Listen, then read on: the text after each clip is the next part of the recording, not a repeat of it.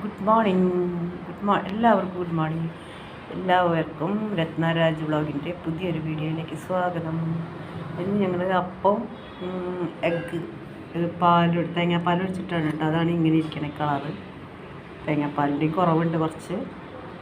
അപ്പോൾ അതായത് ഞാൻ ആദ്യം തന്നെ ഞാൻ ചെയ്തതെന്ന് വെച്ചാൽ ഒരു പാൻ അടുപ്പത്ത് വെച്ച് അതിൽ ഇത്തിരി വെളിച്ചെണ്ണ ഒഴിച്ചിട്ട് സ്പൈസസ് ഇട്ടു. സ്പൈസസ് എന്ന് പറഞ്ഞാൽ പട്ട, ഗ്രാമ്പു, ഏലക്ക, തക്കോലം ഇത്രയിട്ട് അതൊന്ന് മൂത്ത മണം വന്നപ്പോൾ ഞാൻ സവാള ഇട്ടു. സവാള ഒന്ന് വഴറ്റി ഒരു 5 മിനിറ്റ് വഴറ്റിയപ്പോൾ ഉരുളക്കിഴങ്ങും പച്ചമുളകും ഇട്ടു. അതും ഒരു 5 മിനിറ്റ് വഴറ്റി കഴിഞ്ഞിട്ട് തിളച്ച വെള്ളം ആവശ്യത്തിനുള്ള ഒഴിച്ച് അല്പം ഉപ്പും ഇട്ടു.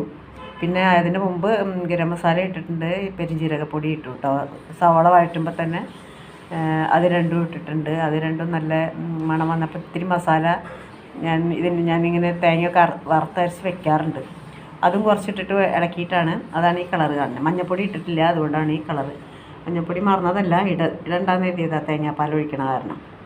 അത് കഴിഞ്ഞിട്ട് എല്ലാം വെന്ത് കഴിഞ്ഞപ്പോൾ തേങ്ങാപ്പാൽ ഒഴിച്ചു പിന്നെ എഗ്ഗ് പുഴുങ്ങിയിട്ട് ഇതിൽ ഇട്ടു. ഇത്രയും ചെയ്തുള്ളൂ കേട്ടോ.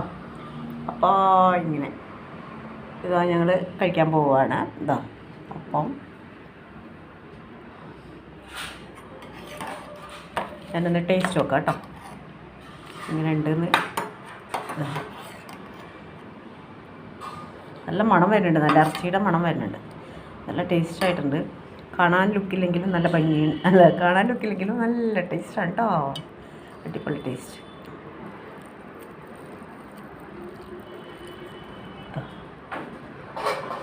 For you.